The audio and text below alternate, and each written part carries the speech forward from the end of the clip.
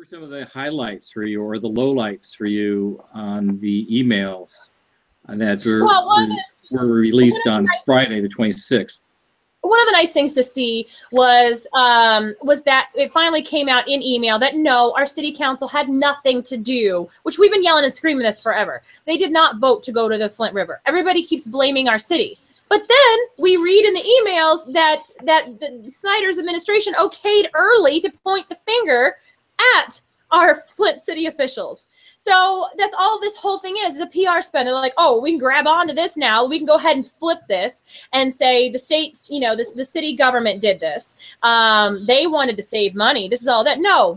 They've been saying that, and we've been screaming it's a lie. The city council people have been screaming it's a lie. And here we have emails showing it's a lie, but yet the Snyder administration okayed early with the lying. I mean, seriously now.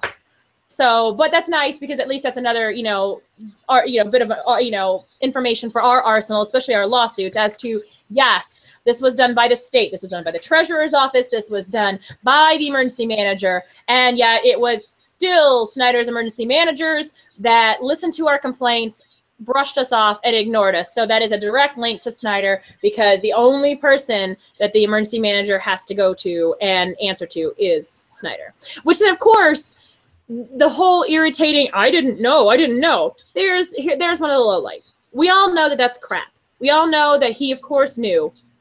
Otherwise, he's the dumbest governor that's ever lived. He's also completely deaf, never goes on the internet, never watches TV, that there was water problems. He didn't know. You just want him to stop lying. Just be like, look, I didn't care about you people, so, I wanted to save some money. Just own it. But that's not going to happen.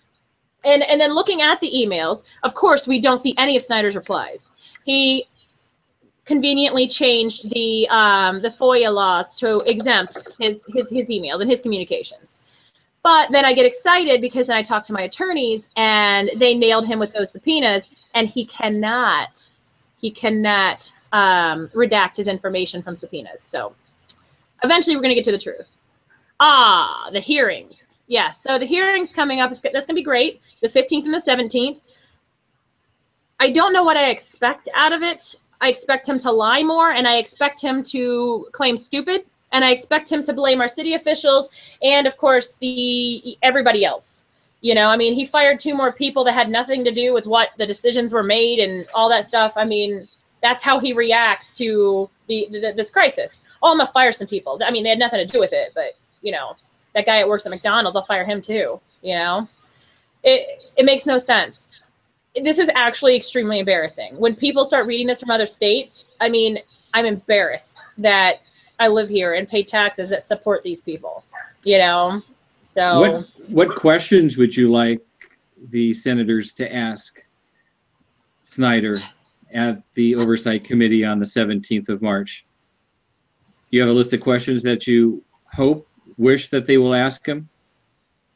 Well, yeah, I want them to ask him, how in the world do you expect us to believe that you knew nothing?